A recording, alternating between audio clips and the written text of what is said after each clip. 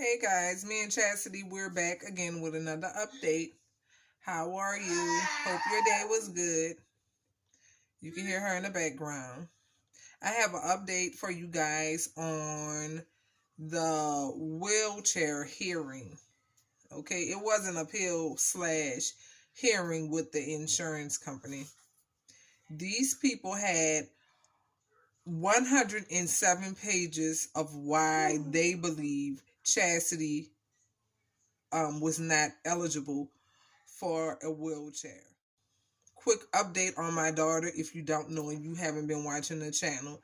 Chastity was born with cerebral palsy. She also has autism.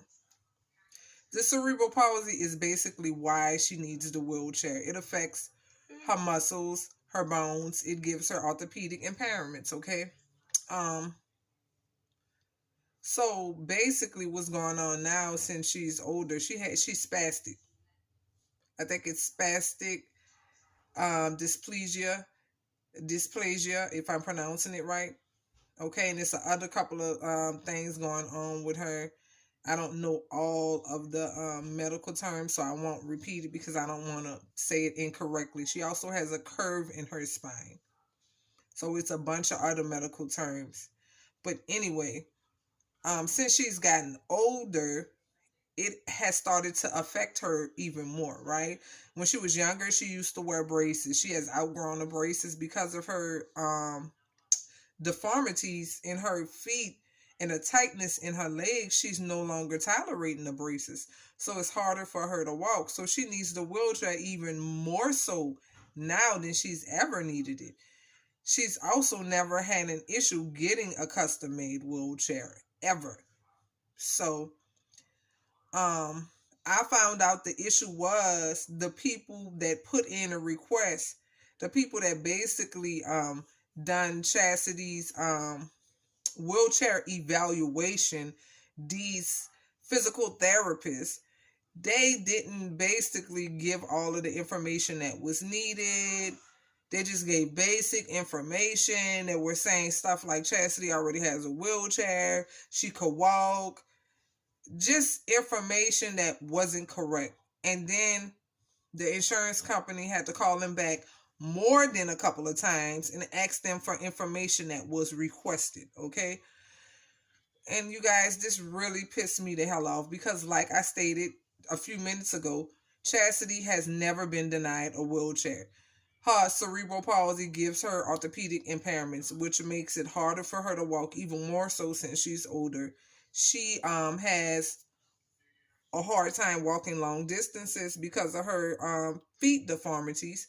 She doesn't like keeping shoes on. The only time she's comfortable walking around is when she doesn't have any shoes on and any socks on. And the only time that is safe for her is when she's at home. We currently live in an apartment.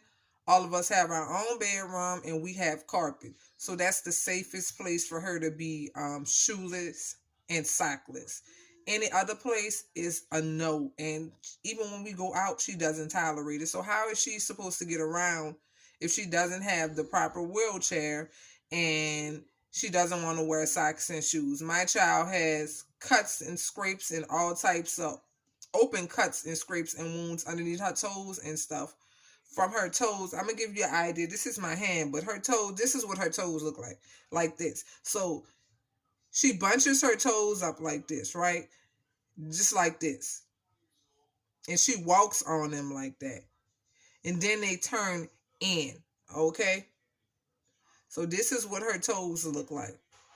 So you mean to tell me you'll be comfortable because you see her walking around in a home setting that you'll be comfortable walking around outside like this with shoes on? And I've tried different types of shoes on her, different sizes, widths, and she just doesn't tolerate them anymore. They just don't feel comfortable on her feet, being that her feet are deformed. Both of her feet are deformed. And also one of her legs are longer than the other. So when she walks, it looks like she's limping, but it's because of the deformities in her hips.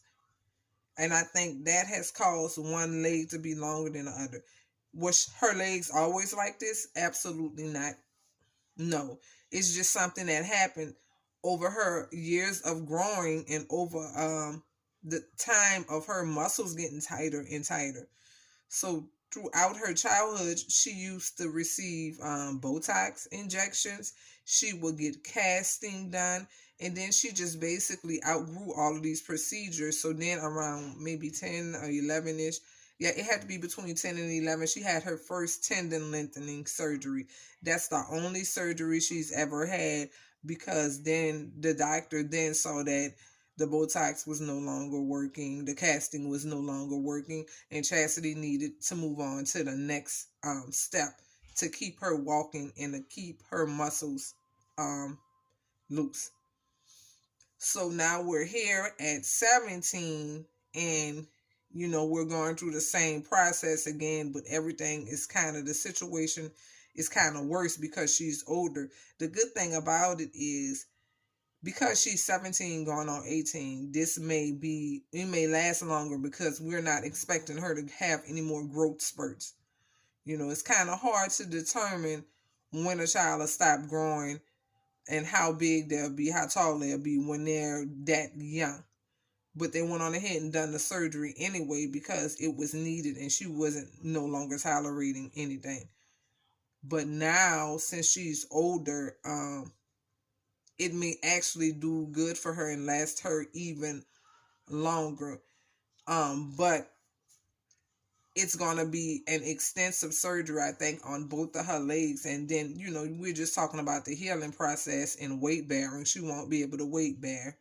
And then on top of that, she'll have to go through full therapy all over again, which she did also the first time with the first tendon lengthening surgery. So yeah, all of this, and you think this child doesn't need a wheelchair because she has a folding wheelchair. Like, are you serious? Those things aren't comfortable. It's something that she received that was given to her when she was in a group home. And second of all, she's always had custom wheelchairs. I think the last wheelchair was lost in the process when we moved to Texas. And I was doing a lot of stuff on my own, a lot of packing, a lot of moving stuff around, and it just became lost. I don't remember where it went, but that was also custom. It wasn't like a wheelchair, but when you're disabled, you can also get like they give you a catalog of different chairs, wheelchairs and stuff, but it was like a custom made stroller. I forgot what you call it. It started with a C, the name of the chair, but it was like a big stroller that sits up really, really high, and it was just easier for us to push her around if we were to go on outings and stuff. And all of that, I got rid of a lot of stuff. I don't think I got rid of the wheelchair or the custom-made stroller. I think that it became lost in the process of us moving, because prior to coming here, we had been living in the same place for like 10 years. Like, the kids basically grew up in the last place we lived, like from pre-K, kindergarten, all the way up to middle and high school. And then that's when we moved from Louisiana. So we had so much stuff, and so much stuff I had to throw away. But anyway, y'all, to make a long story short, once he finished with all 107 pages, and then I came in saying basically why the wheelchair was medically was a medical necessity. What happened is that the people that done her wheelchair eval hadn't even given the proper information at all. He didn't know anything about the surgery. He didn't know anything about the feet deformities, okay? And I don't have the medical paperwork in front of me to give you like word to word. Girl, what are you doing, Chasity? A word for word of what exactly the medical terms are. But when I told him everything from the x-rays, yeah, his whole opinion changed. So then what happened was I ended up dropping the appeal, because at that point he felt like I should just re-enter the paperwork and all of the information that was never entered by the people that did her wheelchair eval, because it was basically like a bunch of missing information and that he didn't know about. They had that my child could walk. She could walk up steps. False. That's why she needs a wheelchair. She can't walk up steps at all. She needs assistance. She falls backwards. She's off balance. None of that was true. She could walk at home with ease. Yes, that's true, but she still falls at home to show you how off balance she is. There are times at home where she trips and falls. So she's fall precaution. If you work in a hospital, nurse, doctor, whatever, you know what fall precaution means. She is a fall precaution at all times because she has cerebral palsy, which causes her to be off balance. She falls, she hurts herself, she bumps herself, even on a carpet. She's still a fall precaution. She falls out of chairs and stuff. She just, like, there's no way for her to be able to get around in a community without a wheelchair. Specifically, if she gets tired after walking a certain length of time, and if she starts hurting, if the shoes start bothering her, what is she supposed to do? Just stand there and be forced to wear shoes and uncomfortable? No, she's not going to tolerate it. When I mean she will scream bloody murder because it's painful. Would you want to wear shoes that hurt your feet if your feet are deformed after a certain amount of time? If you're uncomfortable, you would want the shoes off too. But you still want to enjoy yourself and be able to get around. So that only option would lead her to having a wheelchair because she needs it. So therefore it is a medical necessity. Like, I have never in my entire life, Chasity is about to be 18, like I said, never in all of these 17 years heard such foolishness. It's not a medical necessity.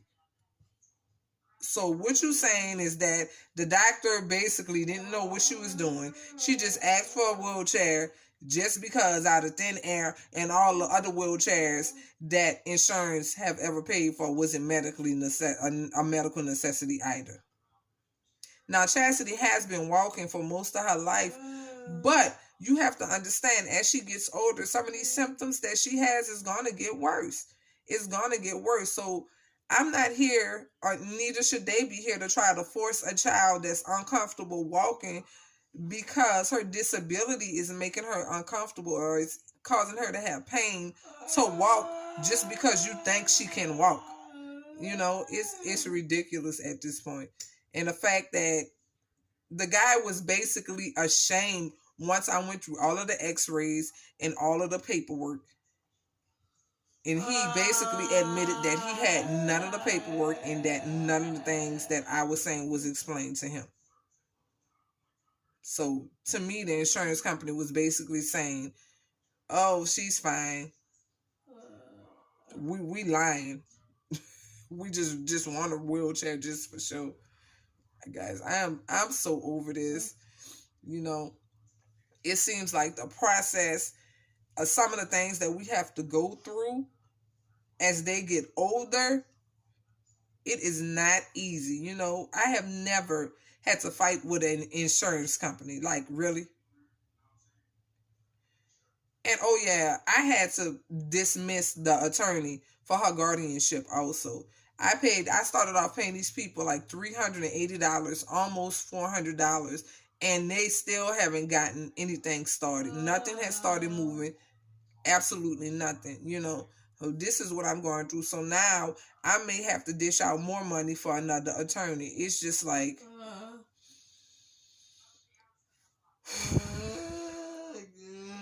you know what I'm saying? So I stopped. I made a couple of calls between talking to the guardianship, the people that were supposed to be doing her guardianship, and being on that call for like an hour and something, listening to 107 pages worth of why they thought my child wasn't eligible, why they thought she wasn't eligible for a wheelchair. I just couldn't deal with it anymore, so I just stopped. I didn't make any more calls today, so I'm going to start over again early in the morning. I got a couple of names of some more attorneys from like a couple of groups I'm in my area, a couple of support groups in the area we live in. So I'm going to start making some calls, and I also found some attorneys on my own, and I'm just going to see what we can do, you guys, and see how fast we can get the process done, because it's serious right now. I should have just went with my first mind, because it's expensive. If any of you guys have gotten guardianship over your children, your disabled children, it's not cheap. It's expensive. So I caught myself trying to cut corners, but when I should have just went with my first mind and took the bulk of money I had and just paid it out full. Because I don't, when it comes to serious stuff like this and me dealing with my daughter, I don't have time for these types of games, especially if it's going to stop me from being able to take her to the doctor and get her medicine and deal with her social security. Like, I don't have time for that. So I may have to do, if it's going to be a longer process, I may have to file for temporary guardianship. And that's another thing that I'm going to have to find out about. It's just so much. And I'm going to say this and I'm going to let you guys go. So I was on the phone with my cousin and I was just basically telling her everything. And she's like, well, how do you feel? Because my daughter's birthday is coming up. Do you feel good that she's about to turn 18? And I didn't have an answer for her, because if this is what the future looks like, guys, I am not excited. I am definitely excited that my daughter will make another birthday, another year. But if the future looks like that, I'm going to have to be fighting with people for services because she's getting older. I am not excited. I am not excited at all. I think it's ridiculous. And I did at one time file for I think financial services, because I was given the information, I think, through a social worker, through her physical medicine doctor at Texas Children's Hospital, right? And during that time, and that wasn't even that long ago, I was still working. Maybe the middle of last year, I was still working. So I wasn't eligible. They wouldn't approve me at that time to for the services because of me still working. Even though I'm a single mom, it's just one income. But I was still making too much money for them to give me the services. So I don't know if I need to just go back to them and apply. But at this time, I don't want to deal with, like, if they have a waiting list or not. I'd rather just pay out of pocket and get it done. That's where I am right now. And just put a rush on it and get it done. So that's where we stand right now, guys. And I may or may not send her back to school tomorrow. And her teacher called today. So I talked to her teacher, and you know that they can't say much. But what the teacher told me is that everybody in the classroom wears a mask, including the teachers. And Chasity has her own section in the classroom. She has her own section in the classroom. So nobody in the classroom takes their mask off. Everybody tolerates their mask except Chasity. And it may be because I think Chasity is kind of a mouth breather. But then I'm wondering if she didn't get it out of the classroom, could she have picked it up from on the school bus?